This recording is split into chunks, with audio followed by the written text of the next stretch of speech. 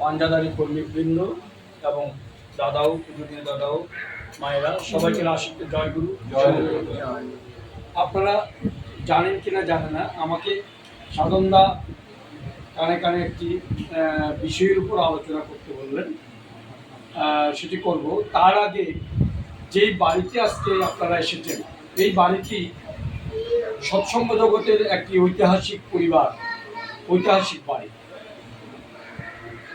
এই শ্রী ঠাকুরের লীলার কথা, সৎসঙ্গ আন্দোলনের কথা, অনেক কথা বইতে লিপিবদ্ধ করা হয়েছে, অনেক কথা লিপিবদ্ধ করা হয়নি। যে কথাগুলো ভক্তদের মাঝে ছড়িয়ে ছিটিয়ে আছে, আমি দ্রুততার সহিত এই বাড়ির কথা, এই পরিবারের কথা একটু উপস্থাপন করছি। এই পরিবারের কর্তা যিনি আমরা প্রার্থনা করেছি, আমাদের শ্রদ্ধেয় পিনাকদার বাবা কৃষ্ণ গোপাল সেন, ওনাকে কালাচাঁদ বাবু বলে ডাকতেন, কালাচাঁদ বাবু। উনি একজন এই চট্টগ্রামের বিশিষ্ট ব্যক্তিত্ব, বড় বড় যত মানুষ হয়েছেন তাদের মধ্যে তিনি একজন। এই চট্টগ্রাম দেওয়ানজি পুকুরপাল মন্দির এখানে বিনির্মাণের পিছনে ওনার যথেষ্ট ভূমিকা রয়েছে। উনি হয়তো কোনো কমিটিতে আমাদের ছিলেন না, কিন্তু উনাকে ছাড়া ওখানে একটি খুঁটিও নড়েনি, সব কাজ ওনাকে হাতে নিয়ে হয়েছে। তার আগে বলছি সৎসঙ্গ জগতের সাথে এই পরিবারের ভূমিকা। শ্রী ঠাকুরের আশ্রম তখন চলত ফিরিঙ্গিবাজার শিববাড়ি লেগে। আমি পুরনো বয়স্ক মানুষদের কাছ থেকে এগুলো শুনেছি। ওখানে আশ্রম হতো, সেই আশ্রম ভাড়া বাড়িতে, শিববাড়ি লেনের একটি ভাড়া বাড়িতে আশ্রম ছিল। ভক্তরা সবাই চিন্তা করলেন একটা জায়গা কিনে, জমি কিনে চট্টগ্রাম টাউনে একটা আশ্রম হলে ভালো হয়। এগুলো পাকিস্তান আমলের কথা, বাংলাদেশ স্বাধীনের আগের কথা। একটা আশ্রম হলে ভালো হয়। প্রস্তাব আসলো, এই যে তুলসীরাম বর্তমান, এই তুলসীরাম হচ্ছে একটা রাধাকৃষ্ণ মন্দির। একজন সাধক ওখানে রাধাকৃষ্ণ মন্দির স্থাপন করে ওই পাহাড়ের উপর, ওখানে উনি সাধনা করতেন, রাধাকৃষ্ণের ভজনা করতেন। উনি যখন বৃদ্ধ হয়ে গেলেন, বয়স হয়ে গেলেন, উনি চাইলেন এই মন্দিরটা কাউকে যদি দেওয়া যায় তাহলে আমার রাধা গোবিন্দের সেবাও হবে, আমার এখানে লোকাল মানুষদের ভক্তদের আনাগোনাও হবে। সর্বপ্রথম ওই ভক্ত প্রস্তাব রাখলেন সৎসঙ্গের কাছে। তখন পূজ্যপাদ পূজনীয় চন্দ্রনাথ চক্রবর্তী নেতৃত্ব দিচ্ছেন, তিনি জ্যামসেন কলেজের প্রিন্সিপাল। প্রস্তাব দিলেন, আমার এই পাহাড়টা আপনারা নিন, আপনাদের সৎসঙ্গ পরিচালনা করুন, পাশাপাশি আপনাদের কাছে আমার একটা কামনা, সেটি হচ্ছে আমার রাধা গোবিন্দকে কিন্তু বাতিল করবেন। এখন সবার সাথে আলোচনা করা হলো। ওইদিকে রাস্তাটা অসম্ভব জঙ্গলাকীর্ণ ছিল, ওখানে কোনো লোকালয় ছিল না তখনকার সময়। দিনের বেলা মানুষ একা একা যেতে ভয় পেত, গা চমচম করতে। তাই সবাই ভাবলেন আমার মায়েরা যাবে, আমাদের সৎসঙ্গের প্রার্থনা তো সন্ধ্যাবেলা হয়, এখন ওই জঙ্গলাকীর্ণ এলাকায় কিভাবে আমার মায়েরা যাবে, ওখানে প্রার্থনা করতে যাবে, আমরাও কিভাবে যাব। এখনো ওই রাস্তাটা এত রাতের বেলা এখনো ওখানে অনেক অনৈতিক কাজ চলে, ওই রুট দিয়ে যখন যাওয়া হয়। ওই জায়গা নেওয়া হলো না। পাহাড়ে একটা জমি দিতে চেয়েছিল এক ভক্ত, সেখানেও একই অবস্থা, চট্টগ্রাম কলেজের পরে সেখানেও একই অবস্থা, ওখানেও জায়গা নেওয়া হচ্ছে না। এখন কোথায় জায়গা পাওয়া যাবে, এগুলো নিয়ে আলাপ আলোচনা চলছে। সেখানে শিববাড়ি লেনে আমাদের এই কালাচাঁদ বাবুর মা, তিনি নিয়মিত ভক্ত ছিলেন, তিনি শিববাড়ি লেনে যেতেন, এই কথাগুলো তিনিও শুনলেন। তখন তিনি বললেন আমাদের পূজনীয় চন্দ্রনাথ দাকে যে বাজি, তোমারা যদি যাইতে আসো তাহলে আর বাড়ির বৃদ্ধি আই হয় করলে জায়গা দিতাম আর বাড়ি ঈদ বৃদ্ধি তোমারা যদি ঠাকুর লোকবো আয় কুশলী মায়ের তো কষ্ট করে আর আই করতে এত দূর। কোথায় আগে পুরনো যে আশ্রম, যারা পুরনো মানুষ দেখেছেন, ওই পুরনো আশ্রমের জমিটা উনার ঠাকুমা, পিনাকদার ঠাকুমা দান করেছিল, এবং ওই জমিতে প্রথম চট্টগ্রামে শ্রী ঠাকুরের আশ্রম প্রতিষ্ঠা হয়। সেই জমিটা পরবর্তীতে ওনারা এই যে পুকুর পার লালুবাবু কিনলো, দেওয়ানজি পুকুর, এই পুকুরের ওখানে ওনারা জমি পাচ্ছেন, ওনার বাবা ওখানেও জমি পাবেন, লালুবাবুর ওখানে। তখন যখন এই আমাদের আবার এই আশ্রম সংস্কারের জন্য পুরনো জায়গাটা ওনাদের দেওয়ার জমিটাতে আশ্রম সংস্কারের জন্য প্রস্তাব আসলো। আশ্রমটা একতলা আছে, এটা কয়েকতলা বিশিষ্ট হলে ভক্তরা একটু ভালোভাবে থাকতে পারবে। অতিথি করা হলো আমাদের শ্রদ্ধেয় নলিগোপাল সাহাকে। ওনার কাছ থেকে কিছু টাকা পয়সা যদি পাওয়া যায় তাহলে আশ্রমটা ভেঙে জায়গাটা আবার নতুন করে আশ্রম তৈরি করবে। নলিগোপাল সাহা প্রস্তাব দিলেন, যদি কোথাও বড় জমি পান, বড় করে আশ্রম করতে পারেন, তাহলে আমি টাকা দেব। বড় জমি পাওয়া গেলে বড় করে আশ্রম করতে পারলে, এত ছোট জায়গায় আশ্রম করার জন্য আমি চাই না।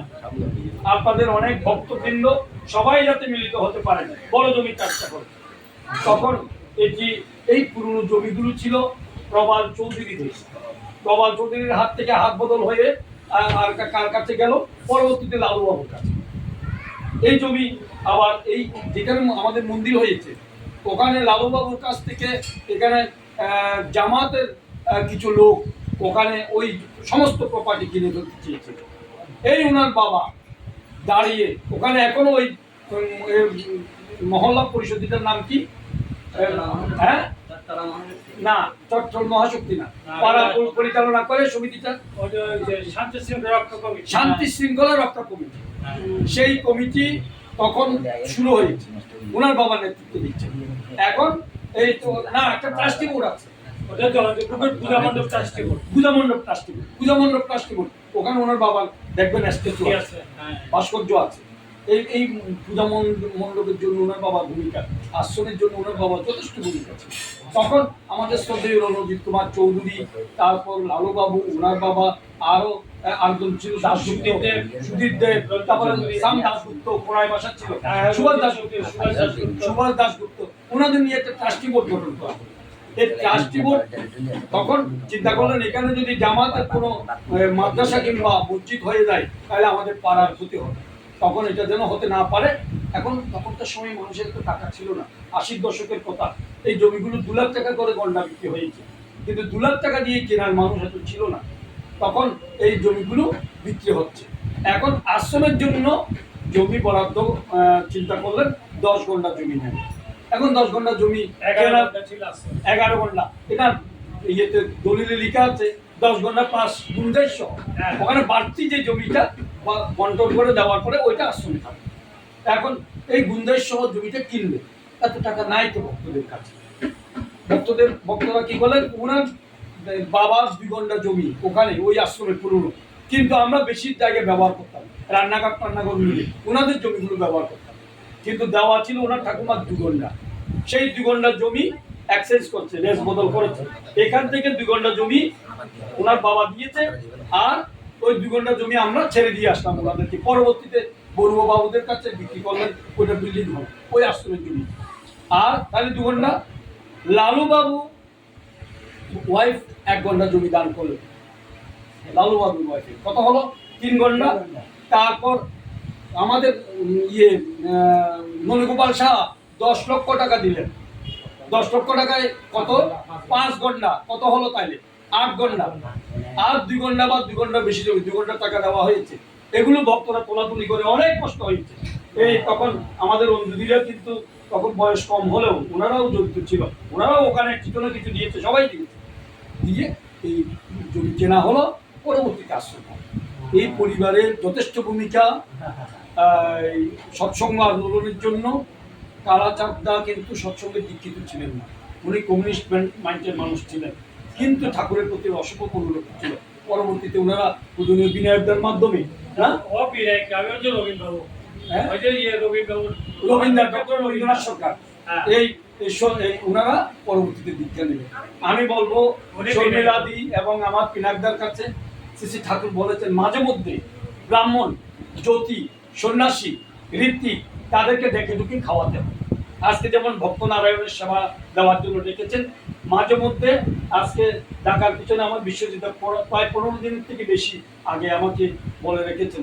আমি কিন্তু গত সপ্তাহে চলে যেতাম চাঁদপুর, এই প্রোগ্রামের জন্য এখানে রয়ে গেছি, থাকাতে ভালো হয়েছে। গতকাল হালি শহরে একটা বন্ধ কর্মকর্তা দীক্ষা হলো, আজকে জামাল খানে একটা মেডিকেলের পড়ুয়া ছাত্রী সহ 5 জনের দীক্ষা হলো ওদের পরিবারের। চট্টগ্রাম ইউনিভার্সিটিতে ইউনিভার্সিটির এক্স কর্মকর্তা দীক্ষা হলো একসাথে, একই পরিবার সদস্য। এখানে থাকাতে না থাকলে হয়তো হতো না, সেটা হয়েছে। আচ্ছা, যাক, যেটা বলছিলাম, মাঝে মধ্যে ডাকলে কি হয়, গ্রহদোষ দূর হয়। কখন কখন ডাকবেন? বৈশাখ মাসে, বৈশাখ কার্তিক মাঘ, ভবিষ্য ভোজন যাক, এটা বৈশাখেরই রেশ চলছে এখনো। তারপর হচ্ছে কার্তিক মাসে আপনার বাবা মার মৃত্যুবার্ষিকী উপলক্ষে ওই সময় যে কেউ কাউকে না পেলে অন্তত 5টা বালক নারায়ণ ঘুরতে হলেও ভোজন করাবে, তাদেরকে কিছু দক্ষিণা দেবে। বালক নারায়ণ মানে এরকম বড় বড় মানুষ না, এগুলো সবাই বালক, কিন্তু বালক না, 12 বছরের নিচে হতে হবে, তাদেরকে ডেকে মাঝে মধ্যে খাওয়ালে আপনাদের গ্রহদোষ দূর হবে। যজন যাজন ইষ্টবৃত্তি করলে কাটে মহাবীতি। ইষ্টবৃত্তির ধান্দায় যদি মাথায় মজুত রইল না, লক্ষ টাকা করলেও দান ধর্ম তোরে বইল না। আমার দাদা আমাকে কানে কানে বললেন, এক ভক্তি শিষ্য। আমরা যত পূজা অর্চনা করি না কেন, যা কিছু করি না কেন, দেখবেন মঙ্গলচণ্ডী পূজা করতে এসেছে, ওখানে নারায়ণ একটা নিয়ে এসেছে ঠাকুরমশাই, নারায়ণ পূজা করতেছে। দুর্গা পূজা করতে যাচ্ছে, ওখানে নারায়ণ পূজা নিয়ে যাচ্ছে। শনি পূজা করতে যাচ্ছে, ওখানেও নারায়ণ পূজা নিয়ে যাচ্ছে।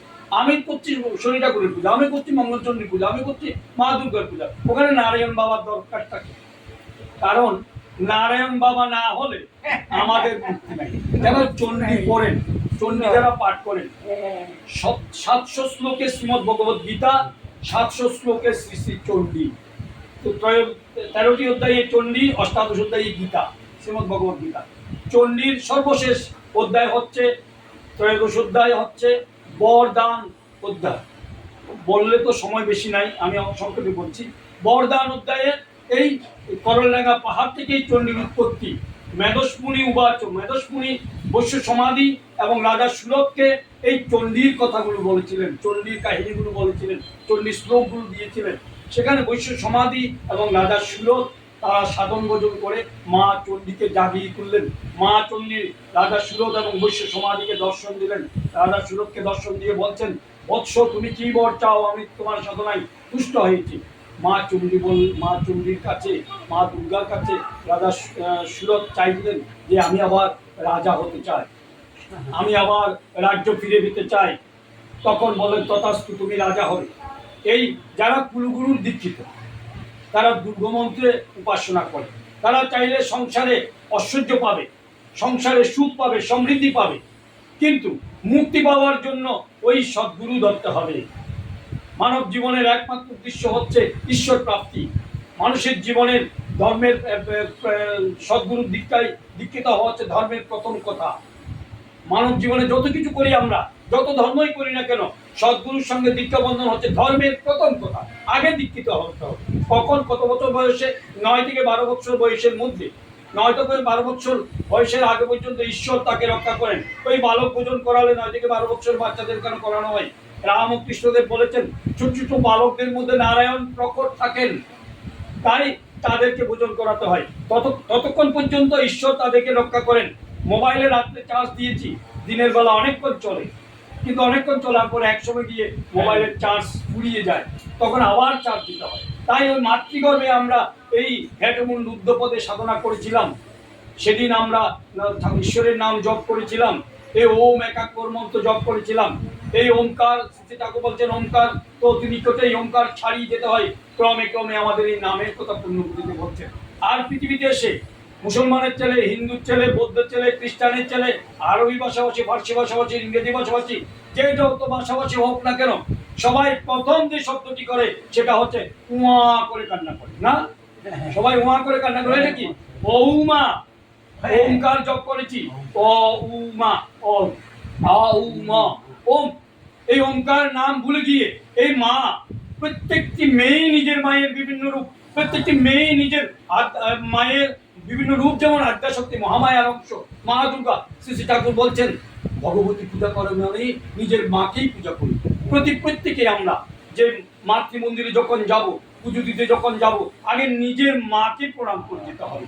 নিজের মাকে প্রণাম করে, নিজের মাকে শ্রদ্ধা জানিয়ে তারপর মন্দিরে যেতে হবে। তখন মায়ের মুখ উজ্জ্বল হবে, তখন মা খুশি হবে। আগে তোর মা, শ্রী ঠাকুর বলছেন, তারপর আমার মা, তারপর আমি। তাই পৃথিবীতে এসে সেই ওমকার নাম জপ করে করে পৃথিবীতে এসেছি। এসে আমরা 12 বছর পর্যন্ত চলেছি। তারপর আমাদেরকে রক্ষা করার জন্য আবার দীক্ষা নিতে হয়। জন্মনাং জায়তে শূদ্র সংস্কারাৎ দ্বিজ উচ্চ। সংস্কারের মাধ্যমে, দীক্ষা সংস্কারের মাধ্যমে দ্বিজত্বে উপনীত হয়। এই ব্রহ্মচর্য আশ্রম আমাদের চতুরাশ্রম সনাতন ধর্মে। ব্রহ্মচর্য, গৃহস্থ, বানপ্রস্থ, সন্ন্যাস। ব্রহ্মচর্য আশ্রমের শুরু হয় এই দীক্ষার মধ্যে দিয়ে। শ্রী ঠাকুর বলছেন, দীক্ষা নিয়ে শিক্ষা ধরিস, আচার্যকে পরিসার, আচরণী বোধচয়নে জ্ঞানের সাগর হওয়া পার। আগে দীক্ষা, তারপর শিক্ষা। এখন আমার মায়েরা, দাদারা, আমার বাবারা কি করেন, আগে লেখাপড়া করুক, বড় হোক, বিয়েতাবাদী, একটু বয়স হোক, তারপর দীক্ষা নেবে। এটি করতে করতে তার জীবনের অনেক পাপ সঞ্চয় হয়েছে। আজকে প্রায় 57 বছর বয়সে ওই প্রবীর দে নামে এক ব্যক্তি, ইউনিভার্সিটির এক্স কর্মকর্তা, দীক্ষা নিলেন। ওনার ছোট্ট মেয়েটি আজকে দীক্ষা নিয়েছেন 12 বছর বয়সে। একমাত্র ছোট্ট মেয়েটি দীক্ষায় ঠিক আছে। আর ওনার স্ত্রী, ওনার 2 মেয়ে একটা মেডিকেলে পড়তে হচ্ছে, একটা SSC দিয়েছে। তাদের দীক্ষার বয়স অনেক পেরিয়ে গেছে। তাই এই যে আমাদের পুরনো চার্চ, পুরনো শক্তি, পুরনোর আগে কানেক্টিং করতে হবে ঈশ্বরের সাথে। সদ্গুরুর সঙ্গে দীক্ষা বন্ধনে হলো ধর্মের প্রথম কথা। সদ্গুরুর সঙ্গে দীক্ষা বন্ধনে আবদ্ধ হতে হবে, এক ভক্তি বিশিষ্টতে তার প্রতি একনিষ্ঠা হতে হবে। শ্রী ঠাকুর বলছেন যে আমাকে নিয়ে ভর দুনিয়াকে ভালোবাসো, আমাকে বাদ দিয়ে কাউকে ভালোবাসো না। এখন সেই চণ্ডীতে রাজা সুনদকে তো রাজ্য দিলেন, রাজা বানালেন। এবার বৈশ্য সমাধি কি চাইলেন জানেন? বৈশ্য সমাধিকে বলছেন, বৎস, তোমার সাধনায় আমি তুষ্ট হয়েছি, তুমি কি বর চাও আমার কাছে? তখন বললেন, আমি মুক্তি পেতে চাই। চণ্ডী পড়ে দেখবেন, সেখানে মা চণ্ডী বলতেছে, তোমাকে আমি মুক্তি পদ জ্ঞান দান করলাম, মুক্তি পদ জ্ঞান দান করলাম, যে জ্ঞান দিয়ে তুমি সাধনা করে মুক্তির দিকে চলে যাবে, মুক্তির পথে যাবে। সেই মুক্তি হচ্ছে নারায়ণের শরণাপন্ন হওয়া, সেই মুক্তি হচ্ছে সদ্গুরুর শরণাপন্ন হওয়া, সেই মুক্তি হচ্ছে ঈশ্বরের, এক ঈশ্বরের শরণাপন্ন হওয়া। লা শরীকা আল্লাহ, গড এক, ঈশ্বর এক, ঈশ্বর এক, ধর্ম এক, একই বার্তাবাদী। যে মতের, যে পথের উপাসনা আমরা করি না কেন, সবাই একই বার্তা। তাই আমরা তার শরণাপন্ন হতে হবে। আমার সাধনদা বলছিলেন একই ভক্তি বিশিষ্টদের কথা বলতে। তাই ঠাকুর, শ্রী ঠাকুর বলছেন যে যজন যাজন ইষ্টপ্রীতি করলে কাটে মহাবীতি। যে ইষ্টপ্রীতি কাঠায় কাঠায় পরিপালন করে, তার গ্রহ পূজা করা লাগে না। ইষ্টপ্রীতি ঠিকভাবে করবেন, অন্তত ঠাকুরের দুবেলা নাম ধ্যান করবেন। একবার বসলে কম করে 45 মিনিটের আগে মন স্থির হয় না। একবার বসলে কম করে 1 থেকে 1.5 ঘন্টা নাম ধ্যান করতে হয়। আমরা প্রতিদিন যে দুবেলা খাই, আমার শিবু বাবা এতক্ষণ ধরে রান্না করেছেন, এই খাবার খেলে আমাদের দেহ পুষ্ট হবে। কিন্তু আমার যে আত্মা, আমার যে প্রাণ পাখি, তার একটি খাদ্য আছে। তার এই খাদ্যটি যদি ঠিক মতো তাকে দেওয়া না হয়, তাহলে সে সই হয়ে মারা যাবে। পূর্ণপুঁথি গ্রন্থে বলেছেন যে পাখি পুষলে খেতে দিতে হয়, তাকে যদি খেতে দেওয়া না হয়, পাখিটা সই হয়ে মারা যাবে। তাই অনেকের যে অপবিত্র হচ্ছে, অনেক অল্প বয়সে যে চলে যাচ্ছে, কারণ তার সাধন ভজন নেই। মানুষ যখন ঘুমায় তখন এই আত্মা অনেক দূর চলে যায়। আত্মার প্রাণ কিন্তু আলাদা সত্তা, আলাদা ব্যাপার। এই আত্মাটি হচ্ছে ঈশ্বরের অংশ, আর প্রাণ আমার দেহের সাথে থাকে। প্রাণ 10টি প্রাণ। অনেকে বলে না, আর ফাঁসফোড়ানে নহত যে হাম্মান্দুরি বলে। ভিতরে 5টি প্রাণ আছে। 5টি প্রাণের নাম হচ্ছে প্রাণ, অপান, সমান, উদান, বেন।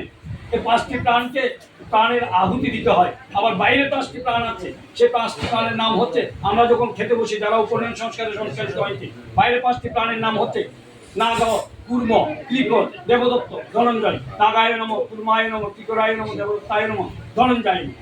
আর সর্বউদ্ধ হচ্ছে আত্মা। যখন ঘুমায় যারা সাধন ভজন কম করে, প্রকৃত সাধক যারা, তারা রাত্রে বসে সাধনা করে। প্রকৃত সাধকের রাত্রি হচ্ছে দিন, আর দিনে হচ্ছে রাত্রি। তারা দিনে গোপনে থাকে, দিনে মানুষের সাথে বেশি মিশে না, তারা দিনের বেলা গোপনে থাকে, আর রাত্রিবেলা তারা ভগবানের সাথে কানেক্টিং হয়। তাই এই যারা করে না, তারাও শুধু ঘুমায়, তারা দেখবেন বেশি ঘুম হয়। তাদের আত্মাতে কিন্তু অনেক দূর চলে যায়। যেখানে যজ্ঞ হচ্ছে, নাম হচ্ছে, ধ্যান হচ্ছে, সেই জায়গায় গিয়ে তারা তাদের খাদ্য সংগ্রহ করতে চায়। আর যদি নামময় হয়ে থাকি, ঘুমের মধ্যেও যদি নাম করতে চেষ্টা করি, ওই আত্মা খাদ্য পায়, আত্মা দেহ ছেড়ে বেরিয়ে যায় না। তাই গুরুজনরা বলেছেন কোনো ঘুমের মানুষকে চট করে জাগাতে নেই, আস্তে আস্তে ডাকতে হয়, গায়ে হাত বুলিয়ে দিতে হয়, তারপর ডাকতে হয়। যদি চট করে জাগাতে যায়, অনেক সময় দেখা যায় সেই আত্মা ফিরে আসার সময় আর পায় না, তখন বলে হার্ট ফেল করছে। তাই আমরা আমাদের আত্মার শক্তি বৃদ্ধি পাওয়ার জন্য প্রতিনিয়ত নাম করতে হবে। উষায় নিশায় মন্ত্র সাধন, চলায় ফেরাই যত সময় ইষ্ট নির্দেশ মুহূর্ত করাই তা। এটি হচ্ছে এক ভক্তির কথা। বহু দেবতা, বহু এই গীতার মধ্যে ভগবান শ্রীকৃষ্ণ বলেছেন, অবজানন্তি মাংমূলা মানসিক পরম ভবম জানন্তি মম ভূত মনুষ্য। গীতার কথা আমার রাজীবদা সুন্দর করে বলেছেন। আরও অনেক কথা আছে, সময় নেই, বলতে পারবো না। তাই সাধারণ মানুষরা, মূঢ় ব্যক্তিরা, আমি যখন পৃথিবীতে দেহ ধারণ করে আসি, আমাকে অবজ্ঞা। আমার দয়াল ঠাকুর বলছেন, পুরুষোত্তম আসেন যখন কজন তারে ধরে, কয় ভগবান মহাপুরুষ চলে যাওয়ার পরে। তাই আমরা, ভগবান কিন্তু আর শাশ্বত, বর্তমান, তিনি আছেন। যারা ঠাকুরকে বাদ দিয়ে তাদের বংশধরের উপাসনা করে, ঠাকুর বংশধরদের মধ্যে সুপ্তভাবে জীবন্ত আছে মনে করে, তাদের জন্য ঠাকুর মারা গেছেন। আর আমাদের ঠাকুর আজীবন বেঁচে আছে। শ্রী ঠাকুরকে প্রশ্ন করা হয়েছে যে আপনি কেমন থাকবেন, আজীবন কেমন ছিলেন? বলতে আমি দেহ ধারণ করার পূর্বে যেমন ছিলাম, দেহ ধারণ করেও তেমন আছি, দেহ ছেড়ে গেলেও তেমন থাকবো। তিনি আছেন আছেন আছেন। তাই আমরা তাকে সামনে রেখে উপাসনা করতেছি। তিনি কিন্তু আমাদের সবার কথা শুনছেন। এখানে এসে আমার পিনাকদাকে সবাইকে আশীর্বাদ করতেছেন, সবার মঙ্গল হোক, সবার কল্যাণ হোক, আবারও উলুধ্বনি হোক। এই উলুধ্বনির মধ্যে দিয়ে, উলুধ্বনি 2-3 জন করবেন না মানুষদের মধ্যে, সেটা হচ্ছে বিধবা, কুমারী, পুরুষরা উলুধ্বনি করবেন না। আয়স্তি মারা উলুধ্বনি করলে যতদূর উলুধ্বনির শব্দ শোনা যায় ততদূর এই এলাকার মঙ্গল হয়। আর এই 3 জন যদি করে, বিধবা, কুমারী এবং পুরুষ, অনেক ছেলেরা দুষ্টুমি করে উলুধ্বনি করে, যতদূর শোনা যাবে ততদূর অমঙ্গল হবে। তাই মঙ্গল ধ্বনি হচ্ছে জয়ধ্বনি, জয়কার ধ্বনি, জোয়ার কিংবা উলুধ্বনি। আবার বন্দে পুরুষোত্তম ধ্বনি হোক, বন্দে পুরুষোত্তম, বন্দে পুরুষোত্তম, বন্দে পুরুষোত্তম, বন্দে পুরুষোত্তম।